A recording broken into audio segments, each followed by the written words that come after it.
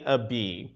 But I'm here thinking a year ago, after the murder of George Floyd, companies all across the country made bold pledges about working toward greater diversity and inclusion and racial equality. What grade would you give um, corporate America as a whole? Citi, you give a B.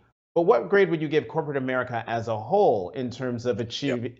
achieving the goals that they've set out? Yeah. So let me parse that a little bit, right? So I'd give City a B as it relates to the target we set for this $1 billion Mhm. initiative and the progress we've made in this first year. Okay. If I answer the broader question, what grade would I give the financial services industry or corporate America in terms of generally making progress as it relates to diversity? It would be somewhere around a D, right? I think there's Hmm. a lot of work that we need to do in corporate America, in financial services, in terms of making progress on that front.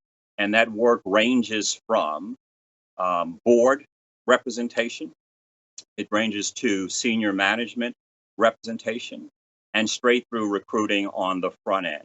Right now, that we've made progress on some of those things over the course of the past year. We've actually seen an increase, I think, in the number um, of of blacks that are represented on boards. There's been a significant increase that has unfolded over the past year. We're still short as it relates to black CEOs. We're still short, I think, as it relates to in banking, blacks around the leadership table.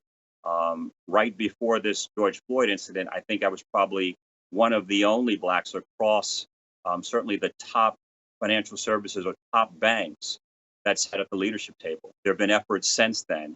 But my point here is that there's a long way to go. We've made some progress, but there's a long way to go, I think, as an industry, and there's a long way to go in corporate America more broadly.